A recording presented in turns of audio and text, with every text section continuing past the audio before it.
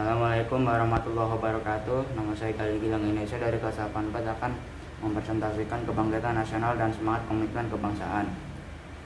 Kebangkitan nasional dan semangat komitmen kebangsaan ada 4 periode, yaitu periode pertama atau masa sebelum pergerakan nasional, periode kedua atau masa pergerakan nasional, periode ketiga atau masa proklamasi dan perang kemerdekaan, dan periode keempat atau masa perjuangan mengisi kemerdekaan. Periode pertama adalah semangat dan komitmen kebangsaan yang terjadi pada masa sebelum pergerakan nasional. Pada masa ini, Indonesia atau Nusantara masih terbentuk kerajaan-kerajaan yang merdeka dan berdaulat, meskipun pada setiap kerajaan perbedaan agama tetapi saling hidup rukun dan damai. Periode kedua adalah semangat dan komitmen kebangsaan yang terjadi pada masa pergerakan nasional. Pada masa periode 2 ini, semangat dan tekad untuk merdeka semakin menggelora, di mana harga diri yang tidak mau dijajah, yang telah menggugah semangat untuk melawan penjajah dan merebut kedaulatan dan kehormatan negara. Dalam periode 3 atau semangat dan komitmen kebangsaan yang terjadi pada masa proklamasi dan perang kemerdekaan ini terjadi karena Indonesia masih mengalami agresi oleh pihak Belanda yang tidak menerima kemerdekaan Indonesia. Oleh karena itu, Indonesia mengangkat senjata dan melawan pihak Belanda, dan dengan semangat nilai-nilai kejuangan, terutama rasa sebagai negara yang sudah merdeka. Periode 4 adalah periode yang terjadi pada masa perjuangan mengisi kemerdekaan. Meskipun sudah merdeka, bukan berarti perjuangan berhenti sampai di sini. Kemerdekaan yang telah susah payah digapai sudah sepatutnya diisi dengan nilai-nilai positif yang sesuai dengan jiwa dan semangat 45 oleh kaum muda. Fondasi dasar semangat juang ialah Pancasila, Proklamasi Kemerdekaan 17 Agustus 1945, dan pembukaan UUD 1945.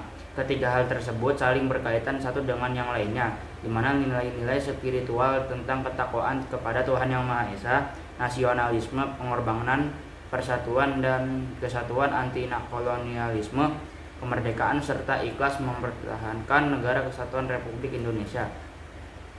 Hubungan Indonesia dengan negara-negara ASEAN.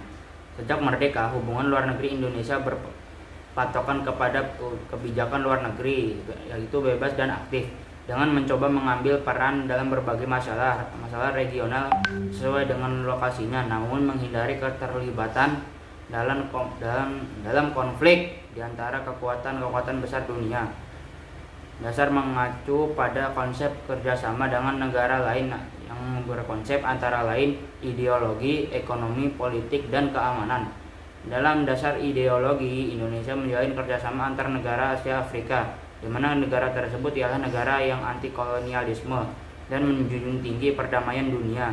Dalam dasar wilayah, Indonesia memprioritaskan kerjasama pada kawasan negara Asia Tenggara dan membentuk organisasi yaitu ASEAN.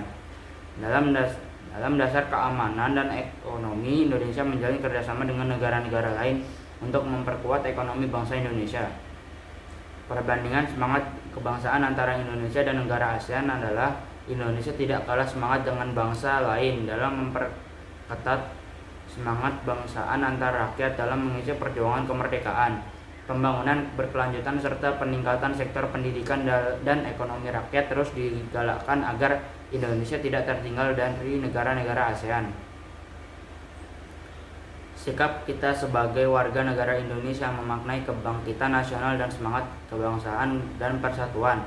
Sebagai generasi penerus, kita harus bisa memaknai kebangkitan nasional untuk menjaga persatuan dan kesatuan bangsa.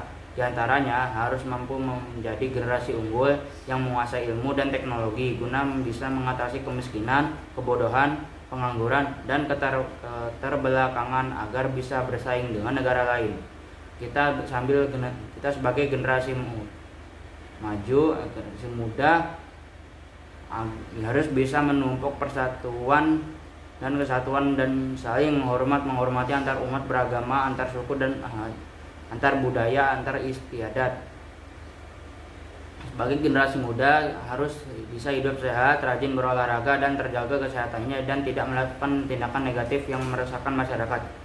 Sebagai generasi muda harus melakukan hidup jujur dan segala tindakan dalam segala tindakan, tidak melakukan korupsi, kolusi, dan nepotisme. Sekian dari saya. Wassalamualaikum warahmatullahi wabarakatuh.